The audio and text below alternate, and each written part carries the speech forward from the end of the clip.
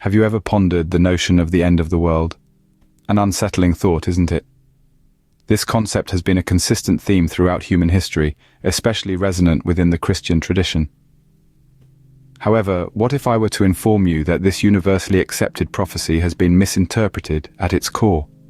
That the fear that has been embedded in our collective consciousness for centuries has been exploited by religious figures, filmmakers, painters, authors, and a myriad other creative souls.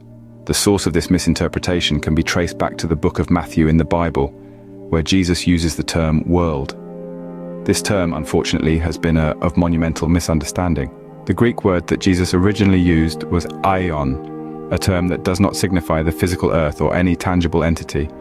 This revelation may come as a surprise to many, considering our deeply ingrained understanding of the term. Let us delve deeper. The word aeon crops up more than 100 times in the New Testament alone. Out of these instances, it has been translated as world approximately 40 times, leaving a substantial number of appearances for other translations. The other instances translate to ever, evermore, never, forever and ever.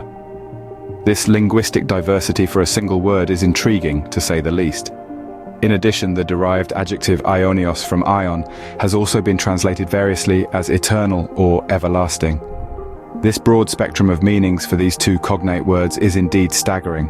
However, it is crucial to note that neither aion nor aionios primarily refers to time, contrary to popular belief. The inherent essence of aeon is not conventional understanding of time, but refers to an age, a distinct period, or a phase.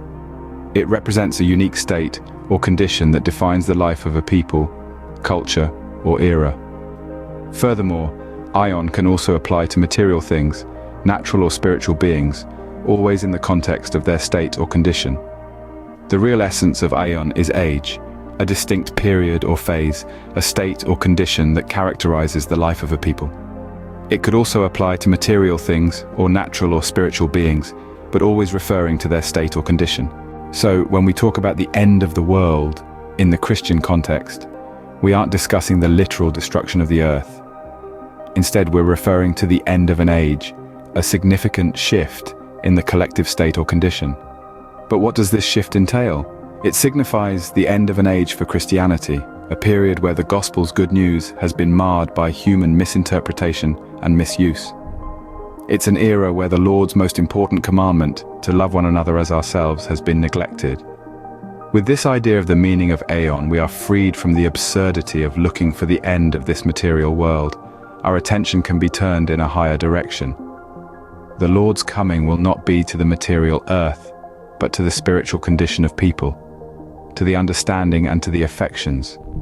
The signs of his coming will not be physical commotions of the earth and natural movements among us, but commotions and changes in our spiritual state of life.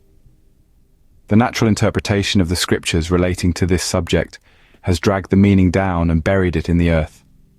The spiritual raises it up again, clears away the clouds of sense, and gives us a new and higher point of view, from which all the predictions relating to the second coming and all the descriptions of it are seen in true and rational light.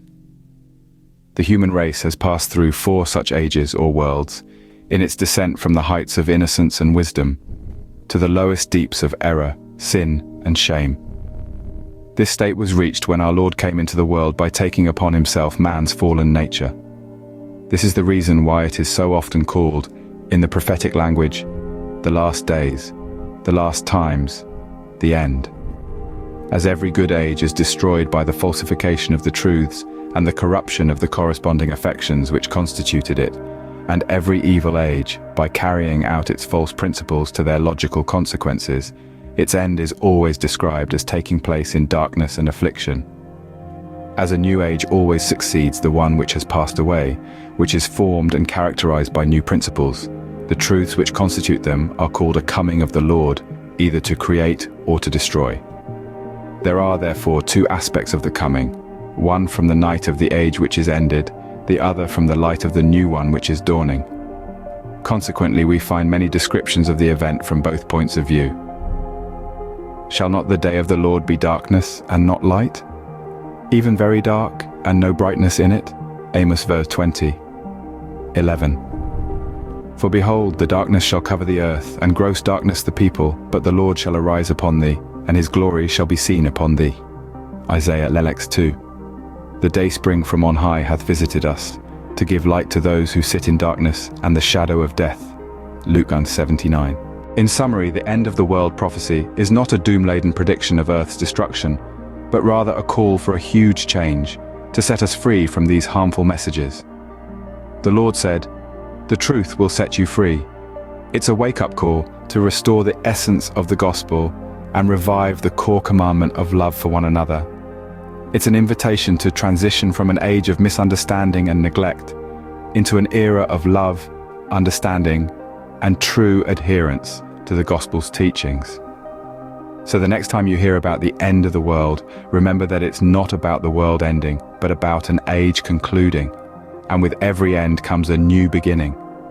With the advancements of science exploding, it is time for spirituality to explode also. We do see glimpses of it all around us. Perhaps it's time the evangelicals and preachers preaching such a horrible doctrine that has been embedded into the minds of their millions of followers, that they finally stop. Turn off their microphones and lights and dig deeper into the Lord's word, and humanity all over the world can start shaping what that new beginning should look like. Beginning with the Lord's greatest commandment, to love your neighbor as yourself. What would our world look like then? In a future video, we will share where the rapture doctrine came from in past decades, and how that man-made teaching too has dragged humanity down.